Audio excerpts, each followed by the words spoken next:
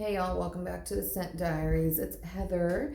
So today we're filming in a different area and I'm actually using my phone, so I'm sorry if the quality is not that great. Today I thought we would just talk about the scent that I'm wearing. Um, it's pretty day to day, very bright, and I'm wearing orange, so that just put me in the mood to wear one of my very favorite scents. Um, since I started collecting, I've loved this scent. And that is Fiji Sunshine Guava-tini. Look at the packaging. If you know me, orange is my favorite color. Sunset orange, like this color orange, the color of my shirt. Like, I love, love, love, love orange. I love to say love, love, love. So, the scents on this one are unreadable, basically, because they use like some kind of weird color, white on whatever that is, super pale, like pinkish. Yeah, it's really hard to read, but I think it says Sun-Kissed Guava, Fresh Orange, and Seaside Jasmine. And it says South Pacific Sunshine sparkles on the sea. Kick back and relax. It's time for a guava-tini. So I actually sprayed it inside the cap because I need to hold the camera with my other hand.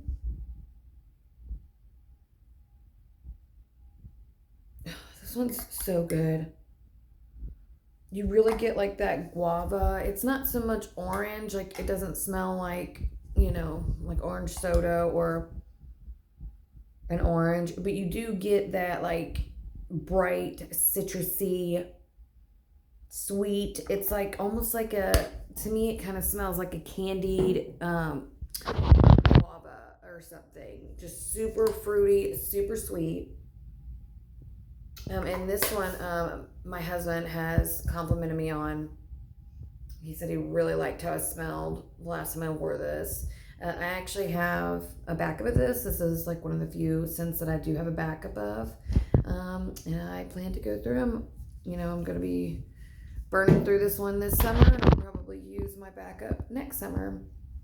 My hair is getting long finally. I've been working on it for a long time. Look how long it is. Yeah.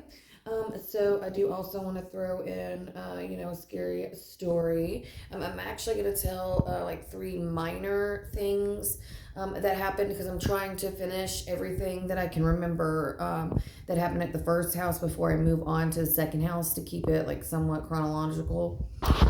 So let's see. I don't know exactly what order these happened in. I just remember that it did happen at the house in Springfield. So my grandmother lived right next door to us. That house wasn't there originally. It was just the house that we lived in. And on like a big property, they bought it all as like one tract basically, and then split it up, and they built their house next to ours. So yeah, when we moved from Bethpage, nothing happened in that house as far as I can remember. Like I said, do remember feeling really scared younger than that, but we moved into the house in Springfield at 6, and I don't remember any like actual paranormal like activity from the house there or the house that I lived in even before that Hermitage. I was a baby then. So anyways, I digress. So they lived in that house, and my one of my aunts, I don't want to name drop anybody, one of my aunts would stay there a lot, help out her parents. And so one night she was out on the back porch, because they had a front porch and a back porch. Front porch obviously towards the field and the road, back porch towards the woods. And she was out there, having her, I guess, a glass of wine or something, and just hanging out, trying to wind down for bedtime. And she said that she had seen, in the woods, like between the trees, she saw two eyes. And it was up really high. And so she just immediately assumed, like, that's got to be an owl on a branch, some kind of animal on this branch that's looking over at me. So she just sat there and watched it for a little bit, not really thinking anything of it.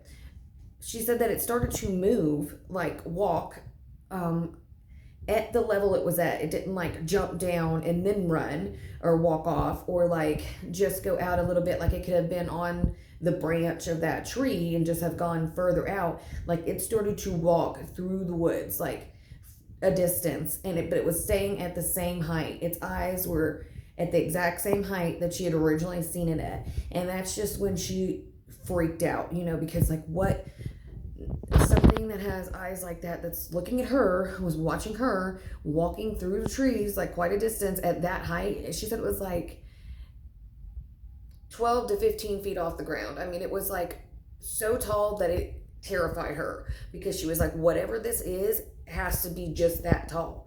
And so she ran inside. She was not going to stay out there alone, because we're out in the woods, and she's on the back porch, like, which faces the woods. Like, I would not have wanted to be out there, let alone if I actually saw something like that. Like, I would never go out there again.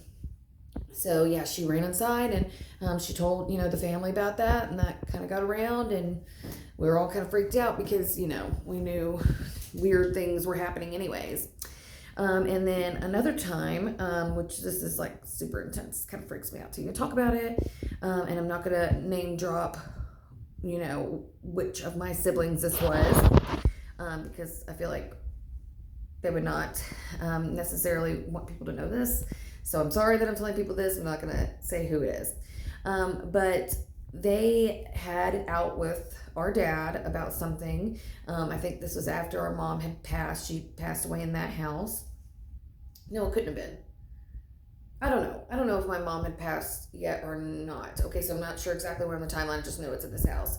She had gotten into it with my dad, and she had ran to her room and like slammed the door, and had, I guess, gotten so worked up and so angry that she started trying to curse our dad, like saying it out loud that she curses him.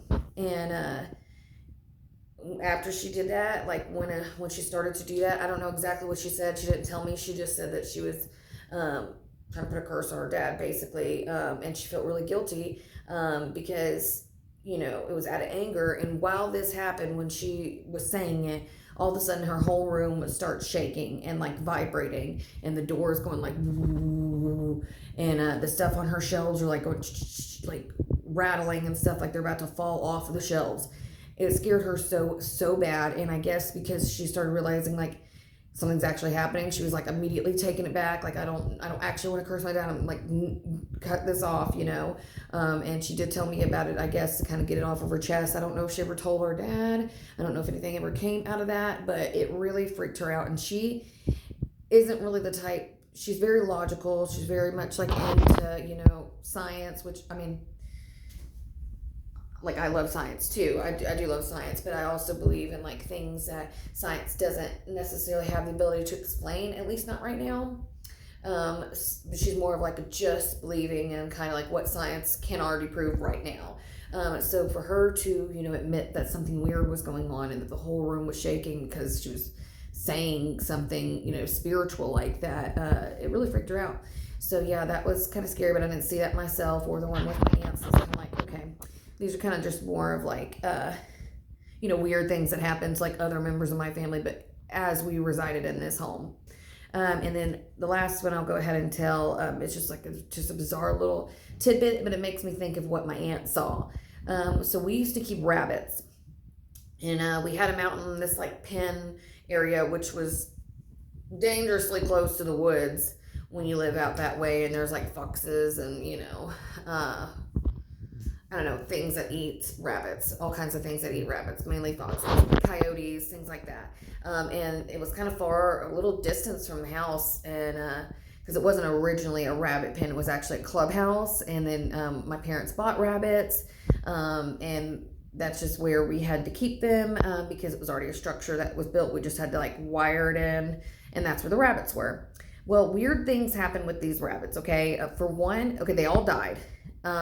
One of them died, like, we don't even really know how. I mean, we know how it died. It froze to death, which was weird because we would bring them in if it got cold, and we were not expecting it to get cold like that night. And so we were like flabbergasted that this had froze to death, because it wasn't even supposed to get freezing, or anything like that. But what was strange is it had gotten out of its pen, which it had like, we would have put heater stuff in there and whatnot, which that contributed, I'm sure, to it passing away, because it had gotten out of its pen.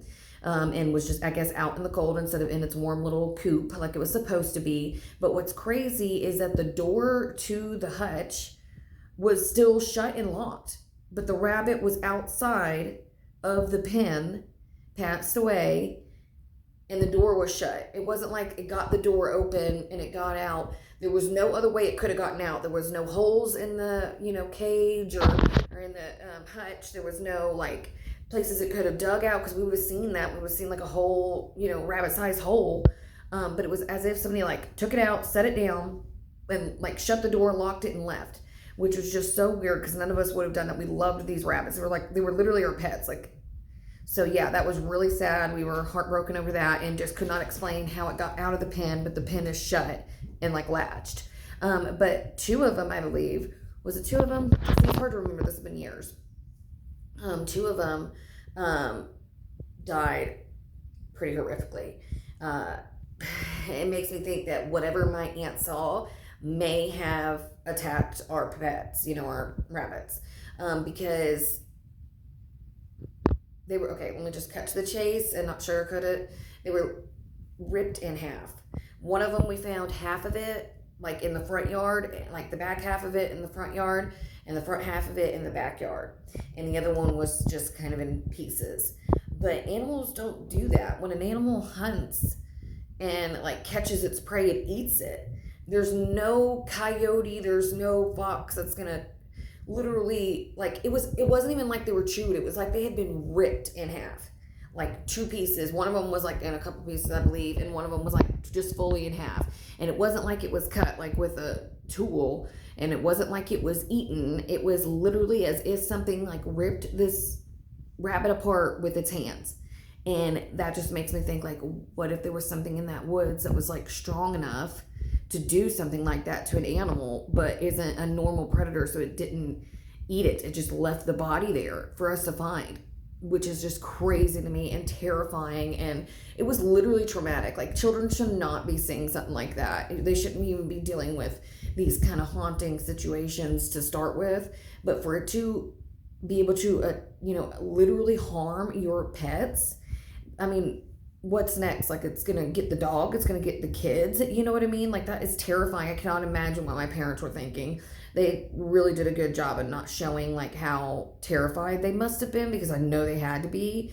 And I'm just thankful to the Lord that none of our like dogs or any of us were, attacked by this thing. And I don't know if that had something to do with the thing that lived inside the house. It wasn't the same thing, I don't believe, because the demon that was in the house, that lived in the house, I don't think was going out into the woods. But like I said, this was on like a sulfur infused property, so there is no telling like what kind of other entities could have been. Like, I think that was more like a physical cryptid, because even a poltergeist demon doesn't usually like, do that to animals. That's more like a physical like cryptid, dog man, Bigfoot sort of situation, which I also do believe in all of those. I think those are types of demonics.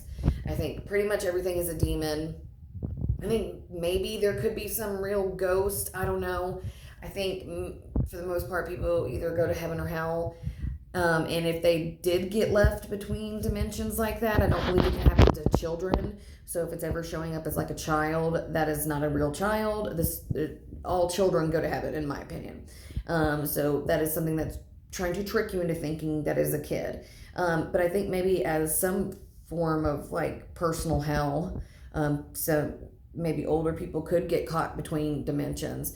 I don't know. That's just like kind of a theory that I have like floating around in my head. I don't know if I really believe that. I'm more of the opinion that anything that tries to pretend like it's a deceased person or deceased loved one is actually a spirit trying to trick you, that humans, when they die, they either go to heaven or hell. No one is like stuck in between. But there's so much in the world we don't know. We think we know, we say we know, we read books, we read the Bible, we have that faith, and we, believe it because the Bible says, but there's still just so much that we just don't know, so it really could be anything. I don't know. Give me your thoughts. Leave it in the comments, whatever you think these things could have been. I'm saying demon in the house, cryptid in the yard. All right. Hope you have a good rest of your day. Bye.